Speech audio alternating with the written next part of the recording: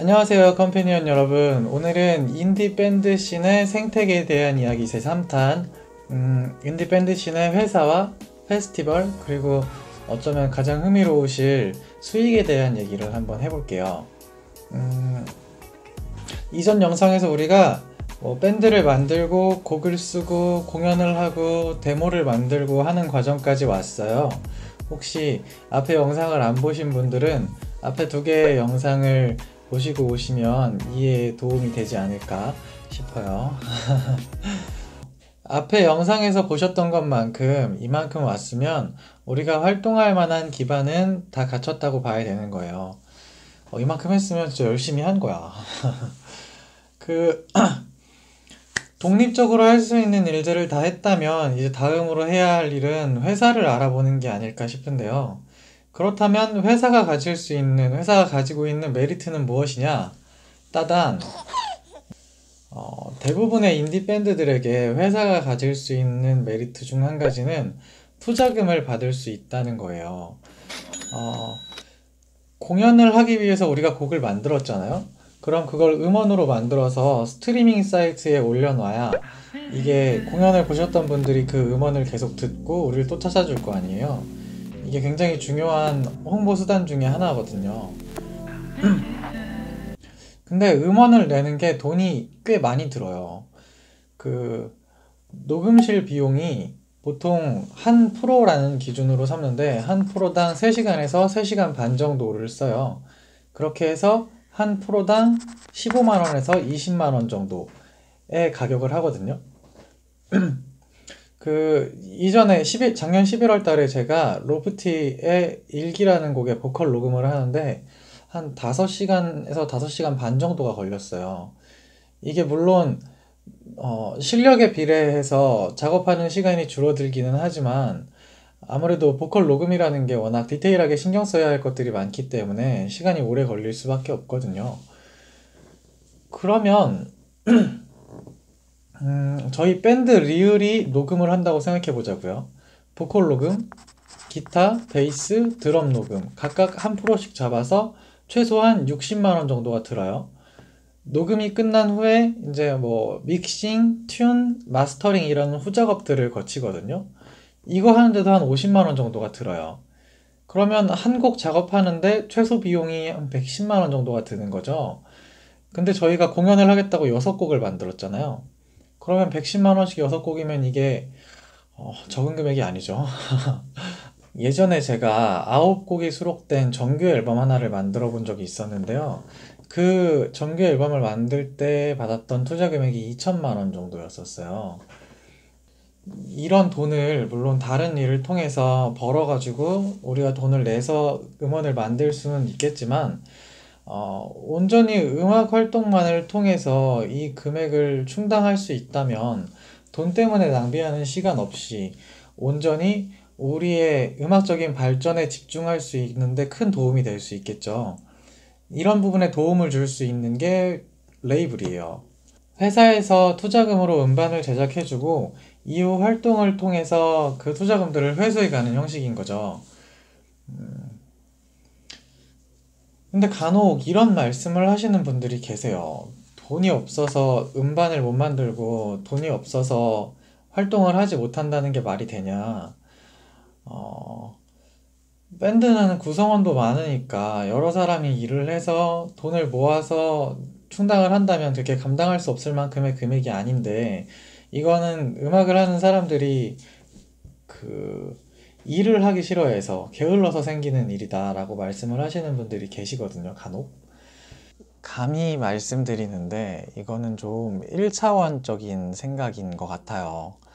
어떤 일도 충분한 시간을 투자하며 집중하지 않고 성공할 수 있는 일은 없을 거라고 생각하거든요. 여러 아티스트들이 하나의 작품을 내는데 적게는 몇 개월, 많게는 몇 년까지 시간이 걸리는 데에는 그럴 만한 이유가 있지 않을까요?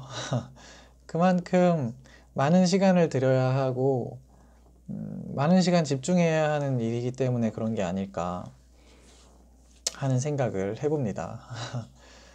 아니, 게으르다 해서 좀 발끈하더라고. 아무튼, 첫 번째 메리트. 투자금에 대한 얘기는 여기까지 하도록 하고요. 두 번째 메리트는 뭐냐? 회사가 가지고 있는 인프라예요.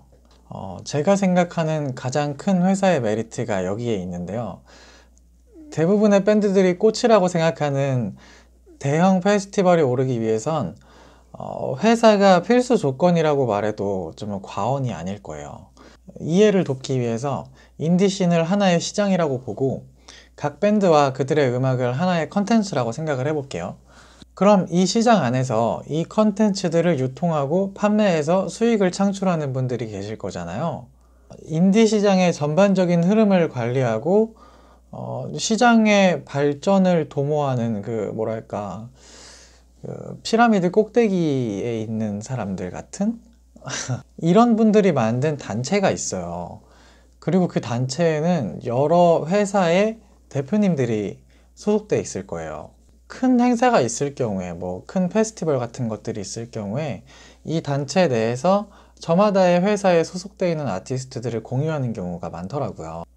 이것뿐만 아니라 그 회사가 가지고 있는 인프라를 통해서 다년간 회사가 쌓아온 인맥과 뭐 프로모션이나 마케팅에 대한 방법, 부가가치를 창출하는 방법 같은 여러 노하우들을 제공받으면서 보다 우리는 음악에만 더 집중하고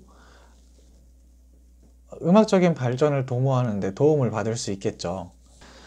뭐 물론 회사에 속해 있음으로써 수익 배분이라던가 아니면 뭐가 있을까? 음악적인 견해의 대립 같은 어떤 분쟁의 요소들이 있을 수는 있어요. 그렇지만 정말 독립적으로 활동을 해도 잘할 수 있는 팀이 아니다 싶으면 애초에 활동 방향을 어떤 레이블을 정해두고 그 레이블에 들어가는 걸 목표로 활동을 해보는 것도 나쁘지 않은 선택이지 않을까 하는 생각이 듭니다.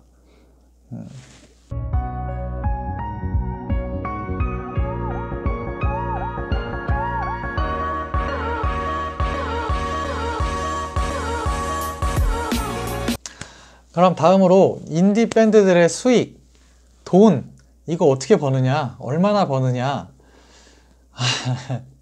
일단 시작점부터 좀 들여다볼게요. 클럽 공연 같은 경우에는 정해져 있는 페이가 없어요. 그럼 어떻게 돈을 주냐면 우리가 공연장에 들어가기 전에 티켓팅 하는 곳에서 물어볼 거예요. 혹시 특별히 보러 오신 밴드가 있나요?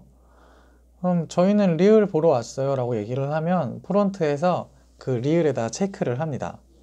인원수를. 그렇게 리을에 체크된 인원이 기준치 이상이 되면 그 입장료를 가지고 클럽과 밴드가 배분을 하는 거예요. 제가 기억하기론 5명 이상 왔을 경우에 클럽이 40%, 밴드가 60% 정도를 가져갔었던 것 같은데요. 만약에 신인 밴드인데 하루 집객되는 인원이 10명 이상이다. 그러면 이제 그 팀은 기획자들이 막 쭉쭉 밀어주는 팀이 되는 거예요.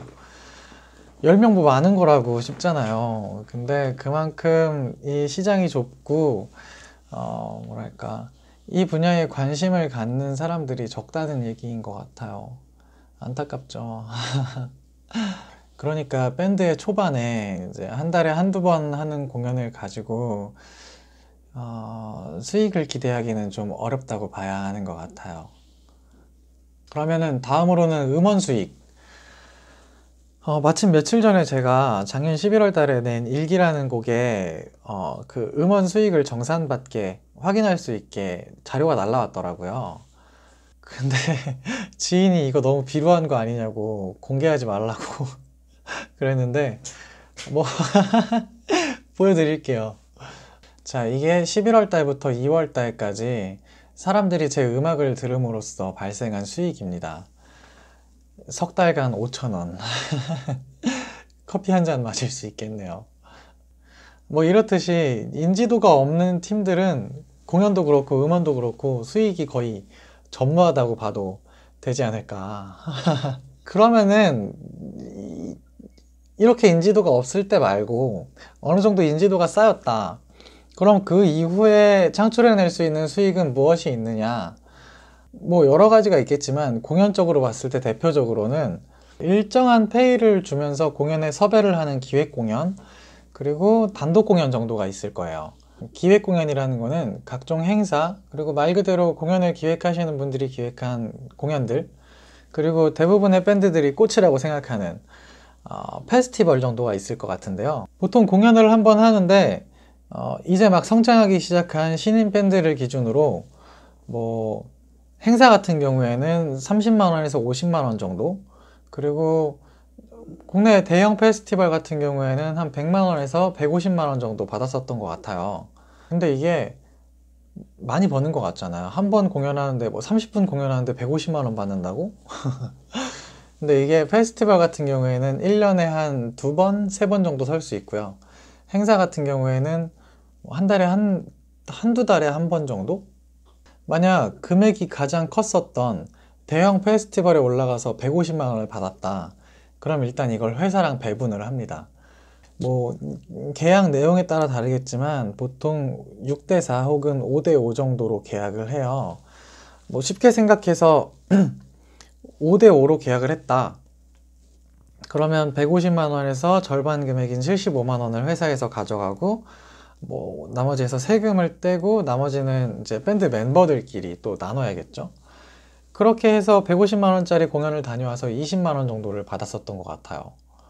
물론 이 20만 원이라는 돈이 이 페스티벌 무대에 대한 어떤 가치를 판단할 수 있는 절대적인 기준은 아니에요.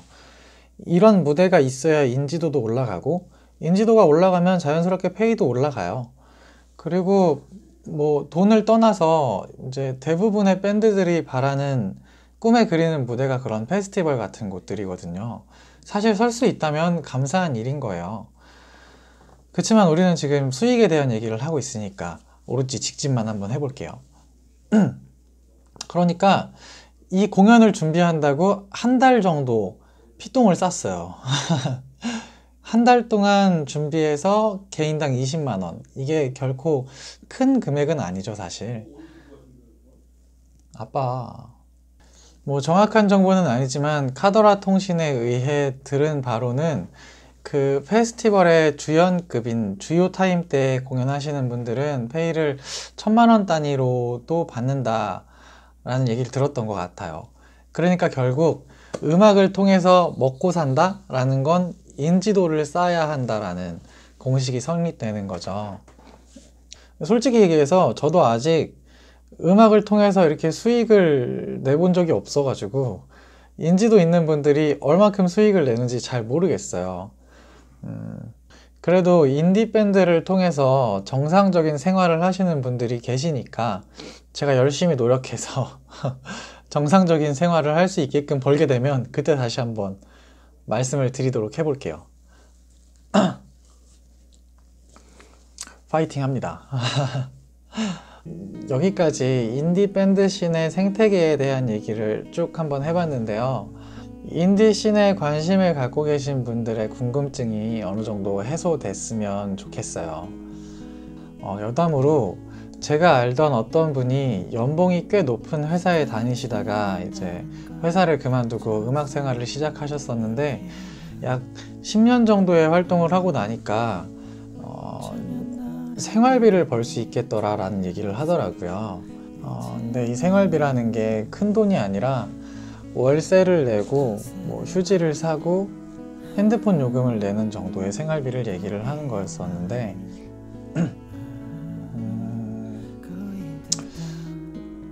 이 정도의 수입이 생긴 것도 참 감사하고 여기까지 오는 것도 참 힘들었었는데 그럼에도 불구하고 음악을 그만두는 일이 더 힘들고 어려운 일이었었기 때문에 어쩌면 음악을 좋아하게 된 건 저주받은 일이 아닐까라는 생각이 들 때가 간혹 있었다고 말씀하시더라고요. 물론 좋은 점들도 참 많아요. 누군가가 우리가 만든 음악을 듣고 또 부르고 음악적인 성취를 이루고 꿈꾸던 무대에 서고 사람들의 응원을 받고 이런 것들은 어디에서도 대체할 수 없는 삶을 살아가게끔 내 삶을 지탱할 수 있게끔 만드는 굉장히 중요한 즐거움 중에 원동력 중에 하나일 거예요. 그런 것 때문에 음악을 하는 것일 테고요. 어떤 분야이건 간에 어려움이 있는 건 너무 당연한 일이겠지만 이 인디씬에 계신 분들도 열심히 노력하고 있고, 그러니까 그들에 대한 관심도가 조금 더 높아졌으면 하는 마음에 이렇게 주저리 영상을 만들어 봤습니다. 다음 영상에서 뵐게요. 안녕. Don't be a light going to down.